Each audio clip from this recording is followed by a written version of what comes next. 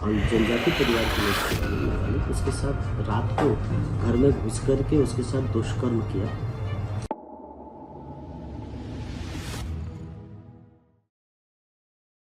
सोनभद्र जिले के बभनी थाना क्षेत्र में नाबालिग लड़की के अपहरण होने के बाद उसकी बरामदगी न होने पर इलाहाबाद हाईकोर्ट सख्त हो गया है। हाईकोर्ट ने सोनभद्र के एसपी से हलफनामा दाखिल करने का आदेश दिया है। मामला बभनी थाना क्षेत्र का है, जहां नाबालिग लड़की से दुष्कर्म और अपहरण का गंभीर आरोप लगा था। लड़की की मां की ओर से दाखिल याचिका पर कोर्ट ने सख्त रुख अपनाते हुए सोनभद्र एसपी को हल्फनामे के साथ तलब किया है। इस मामले में पीड़ित पक्ष की पैरवी अधिवक्ता विकास शाक्य के द्वारा किया जा रहा है। बता दें कि बभनी थाना क्षेत्र की इस घटना ने कानून व्यवस्था पर सवाल खड़े कर दिए हैं और एक बार फिर पुलिस की कार्यशैली पर सवालिया निशान खड़े हो गए हैं, जिससे पुलिस की किरकिरी हो रही है। लगभग 1.5 महीने पहले बभनी थाना क्षेत्र में नाबालिग लड़की का अपहरण हुआ था, लेकिन अब तक पुलिस लड़की को आरोपियों के कब्जे से मुक्त नहीं करवा पाई। लड़की की मां का आरोप है कि 9 अगस्त की रात आरोपी प्रदीप गुप्ता ने शादी का झांसा देकर उसकी नाबालिग बेटी को अपने घर ले जाकर दुष्कर्म किया। पीड़िता की ओर से बभनी थाने में तहरीर दी गई, लेकिन पुलिस ने कोई कार्रवाई नहीं की।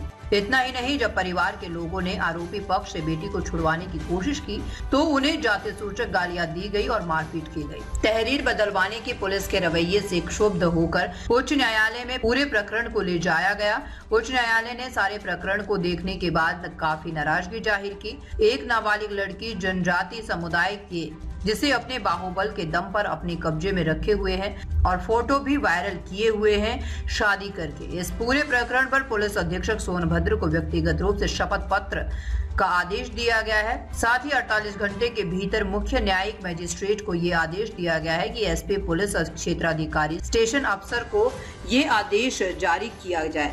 लड़की के बरामदगी के संबंध में काफी गंभीर है उच्च न्यायालय। सोनभद्र से प्रमोद कुमार की रिपोर्ट। जनजाति का परिवार रहता था, उसकी एक नाबालिग लड़की थी। उसी गांव के बगल का रहने वाला गुप्ता परिवार, उसके एक लड़के ने, जो जनजाति परिवार की लड़की थी नाबालिग, उसके साथ रात को घर में घुस करके उसके साथ दुष्कर्म किया। और लड़की जब रोने चिल्लाने लगी तो बगल के अपने कमरे से जितने भी उनके परिजन थे सब जग गए और लड़के को पकड़ लिए। और उसका एक दोस्त था जो बाहर खड़ा था, वो भाग गया। बाद में जो अनएक्यूज्ड जो परिजन हैं गुप्ता परिवार के लोग, वो सब लोग मौके पर आए और ज़बरदस्ती लड़के को भी छुड़ा लिए और जो नाबालिग लड़की थी उसको जबरन उठा करके ले गए। इसके संबंध में गांव के लोगों, जो मुखिया होते हैं, उनके यहाँ पंचायत हुई।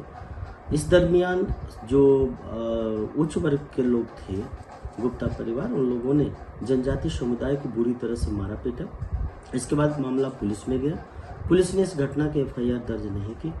फिर पास्को न्यायालय में मुकदमा दर्ज करने के लिए प्रार्थना पत्र दिया गया, जिस पर थाना बभनी से कमेंट्स मांगे गए।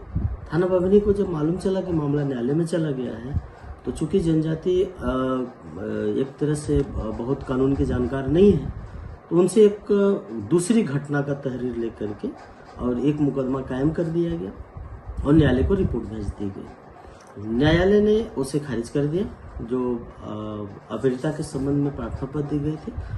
तो इस पूरे जो पुलिस का रवैया था तहरीर बदलवाने का, उससे क्षुब्ध होकर के माननीय उच्च न्यायालय में पूरे प्रकरण को ले जाया गया। माननीय उच्च न्यायालय ने सारे प्रकरण को देखने के बाद इस बात पर काफी नाराजगी जाहिर की गई कि एक जो नाबालिग लड़की है, एक जनजाति समुदाय के, अपने बाहुबल के दम पर उस नाबालिग लड़की को अपने कब्जे में रखे हुए हैं और फोटो भी वायरल किए हैं शादी करके। तो इन सारे प्रकरण पर पुलिस अधीक्षक सोनभद्र को व्यक्तिगत रूप से हलफनामा शपथ पत्र देने के लिए आदेश किया है। और ऑर्डर में जो 7 लिस्ट है वो 7/10/2025 को एज ए फ्रेश रखा है उच्च न्यायालय ने। और 48 घंटे के अंदर मुख्य न्यायिक मजिस्ट्रेट सोनभद्र को यह आदेशित किया है कि पुलिस क्षेत्राधिकारी, स्टेशन अफसर, पुलिस अधीक्षक, सबको इन ऑर्डर का कंप्लायंस कराया जाए। लड़की के बरामदगी के संबंध में काफी गंभीर उच्च न्यायालय है और उन्होंने काफी नाराजगी भी जाहिर किया हुआ है। ताज़ा खबरों से जुड़े रहने के लिए हमारे चैनल को सब्सक्राइब करें और बेल आइकन को दबाना ना भूलें ताकि हर खबर की नोटिफिकेशन आपको मिलती रहे।